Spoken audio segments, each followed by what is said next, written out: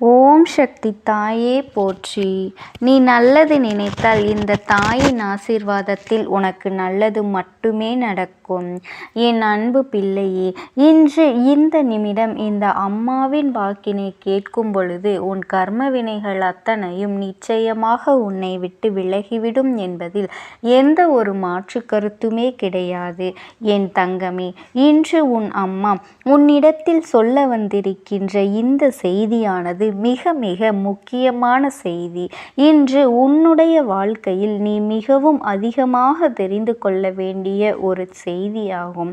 என் தங்க குழந்தையே, உன் அம்மா நான் உன் வாழ்க்கையை பற்றியும் உன் துணையை பற்றியும் உன் துணைக்காக காத்திருக்கும் ஒரு பெண்ணை பற்றியும் சொல்ல வந்திருக்கின்றேன் என்றால் நிச்சயமாக இதனை நீ தெரிந்து கொள்ளதானே வேண்டும். என் அன்பு குழந்தையே, எத்தனையோ நாட்களுக்கு பிறகு உனக்கும் உன் துணைக்கும் இடையில் இருக்கின்ற கருத்து வேறுபாடுகள் கொஞ்சம் மறைந்து இப்பொழுது உன் உறவு உன்னை தேடி வர தயாராகிவிட்டது. இந்த உறவு உன்னை தேடி வரும் பொழுது நிச்சயமாக என் குழந்தை, நீ இந்த வாழ்க்கையில் இந்த உறவின் மீது நீ வைத்திருக்கின்ற அன்பு இன்னமும் அதிகமாகி வரும் பொழுது ஒட்டுமொத்த அன்பையும் அவர்களிடத்தில் கொட்டி தீர்க்க வேண்டும் என்று காத்து கொண்டிருக்கின்றாய். ஆனால் நான் சொல்கின்ற ஒருவர் இப்படியெல்லாம் உன் வாழ்க்கையில் நடந்துவிடக்கூடாது என்பதற்காகத்தான் இந்த விஷயங்கள் எதுவுமே உன் வாழ்க்கையில் மாற்றங்களை கொண்டு வந்துவிடக்கூடாது என்பதற்காக இடையில் வழிமறைத்து உன்னுடைய சந்தோஷங்கள் அனைத்தையும் பறிப்பதற்காக காத்து கொண்டு இருக்கின்றது என்பதனை நீ தெரிந்து கொள். இப்படி உனக்கும் உன் உறவுக்கும் இடையில் வழிமறித்து நிற்கின்ற இந்த பெண் யார்? அவளின் தேவைதான் என்ன? உன் வாழ்க்கைக்குள் அவள் நுழைய வேண்டிய காரணம் என்ன? அம்மா உனக்கு அதனை நான் வெளிப்படையாக சொல்லிவிட வந்திருக்கின்றேன். என்னவென்றாலும் வெட்டு ஒன்று துண்டு ரெண்டு என்று பேசுகின்ற உன் தாயானவள் நான் அல்லவா? எதையும் ஒளித்து மறைத்து வைக்க தெரியாதவள். ஏனென்றால் இந்த வாழ்க்கையை இங்கு பதம் பார்க்க நினைத்து விட்டார்கள். இதற்கு மேலும் நாம் மறைத்து வைத்து இவர்கள் துன்பங்கள் கொடுப்பார்கள் என்று யோசித்து கொண்டிருந்தோமேயானால் இந்த வாழ்க்கை மேலும் மேலும் பல கஷ்டங்களை உனக்கு தந்து கொண்டே இருக்கும். மேலும் மேலும் பல இன்னல்களை உன் வாழ்க்கையில் நடத்தி கொண்டே இருக்கும். அதனால் உன்னை தேடி வருகின்ற ஒவ்வொரு விஷயங்களுக்கும் சரியான புரிதலை கொடுக்க வேண்டும் என்றுதான் உன் அம்மா நான் இன்று உன் முன்னிலையில் வந்திருக்கின்றேன். என்னவாகிவிட்டது, ஏதுவாகிவிட்டது என்று என் குழந்தை நீ வருத்தப்படுகின்றாய் அல்லவா? ஆனால் உன்னை தேடி வருகின்ற விஷயங்களும் உனக்கே உனக்கான உண்மைகளும் இந்த வாழ்க்கையில் இனிமேல் உனக்கு மிகப்பெரிய புரிதலை உனக்கு கொடுக்க வேண்டும். இந்த வாழ்க்கையில் மிகப்பெரிய மாறுதல்களை கொடுக்க வேண்டும். உன்னை சுற்றி வருகின்ற அத்தனை விஷயங்களிலும் உனக்கான உண்மைகளை நிச்சயமாக நீ எடுத்து சொல்ல வேண்டும்.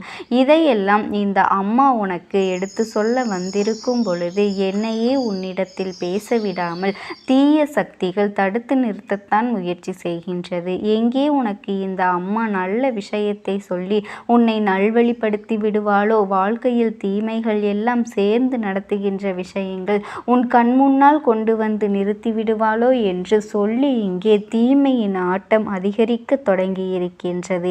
எந்த தீமை எத்தனை ஆட்டத்தை ஆடினாலும் இந்த அம்மாவின் முன்னால் அதுவெல்லாம் எடுபடுமா? இந்த அம்மா அதற்கெல்லாம் வாய்ப்புகளை கொடுத்து விடுவேனா? நிச்சயமாக நான் ஒரு பொழுதும் கொடுத்து விட மாட்டேன் என் தங்க குழந்தையே. அப்படி இருக்கும் பொழுது இந்த வாழ்க்கையில் இப்பொழுது உன்னை சுற்றி நடப்பது எல்லாம் என்னவென்று தெரிந்து கொள்ள வேண்டிய நேரம் உனக்கு வந்துவிட்டது. உன்னை தேடி வந்த இந்த அம்மா இந்த வாழ்க்கையில் உனக்கு நடத்த நினைப்பது எல்லாம் என்னவென்றும் நீ சரியான புரிதலை கொண்டு வந்தும் நிறுத்தும் பட்சத்தில் உனக்கே உனக்கான பல உண்மைகளை நான் தந்துவிட நினைக்கின்றேன். எவ்வளவு துன்பங்களை கொடுத்திருந்தாலும் உன் வாழ்க்கைக்கும் உனக்கும் ஏகப்பட்ட கஷ்டங்களை இவர்கள் கொடுத்திருந்தாலும் இந்த அம்மா நான் இருக்கும் பொழுது இதுவெல்லாம் சாத்தியமல்ல என்பதனை நீ தெரிந்து கொள்ள வேண்டும். ஏன் இப்படி நினைக்கின்றார்கள்? இந்த பெண் எதற்காக உன் வாழ்க்கைக்கு குறுக்கே நிற்கின்றாள் என்று பார்க்கும் பொழுது ஒரு விஷயத்தை நான் புரிந்து கொண்டேன். இது பொறாமை எண்ணத்தை கொண்ட பெண். இந்த பெண்ணானவள் ஒன்று உன் வாழ்க்கை துணையின் தாயாக இருக்கலாம், அல்லது உன் வாழ்க்கை துணையின் உடன் பிறந்த உறவாக இருக்கலாம். என் செல்ல குழந்தையை, யாருடைய நடவடிக்கைகள் அம்மா சொல்வது போல இருக்கின்றதோ அவர்கள் தான் இதை செய்திருக்கின்றார்கள் என்பதனை முதலில் நீ புரிந்து கொள்ள வேண்டும். என் தங்கமே, இத்தனை நாளும் உனக்கும் உன் துணைக்கும் இடையில் ஏற்பட்ட பிரிவு உன்னால் ஏற்றுக்கொள்ள முடியாத ஒரு பிரிவாக இருந்தது.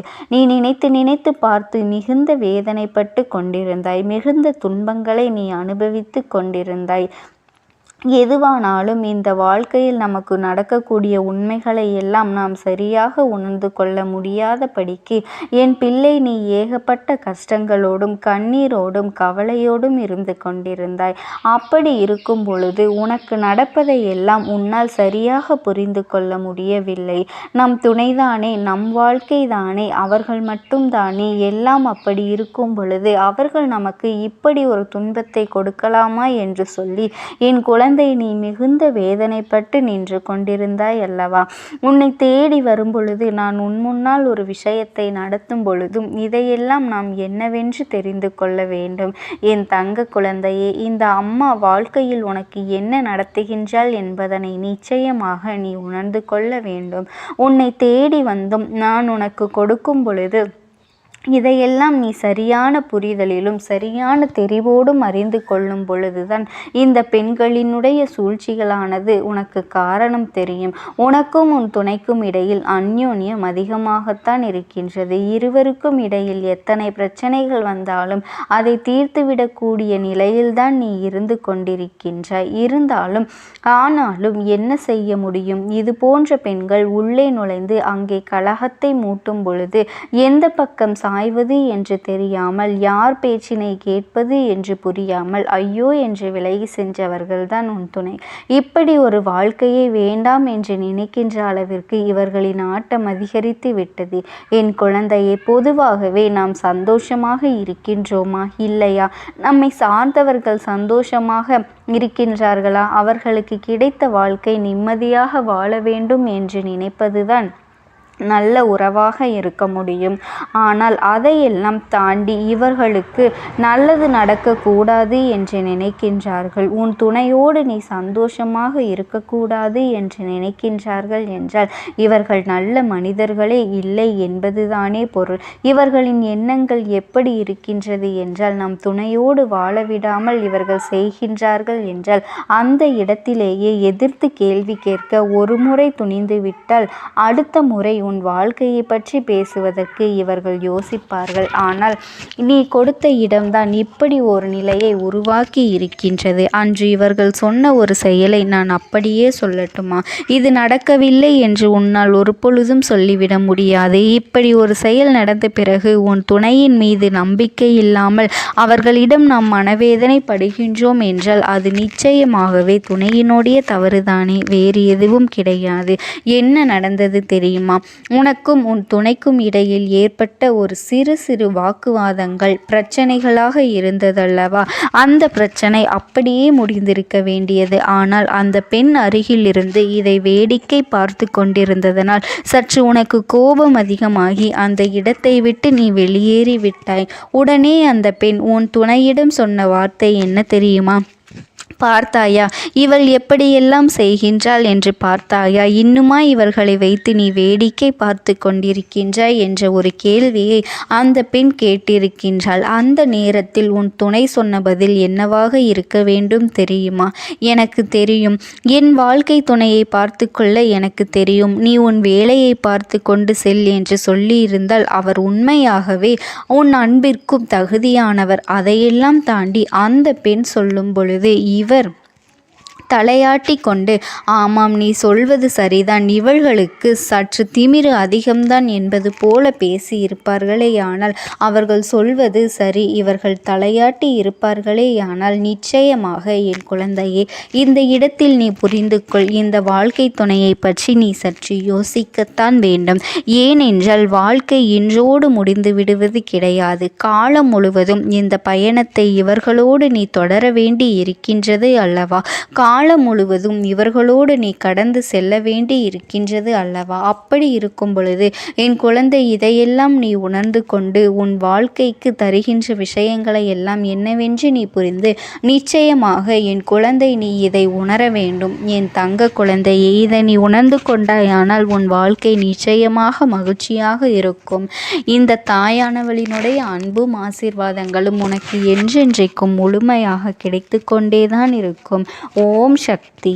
ஓம் ஆதிபராசக்தி.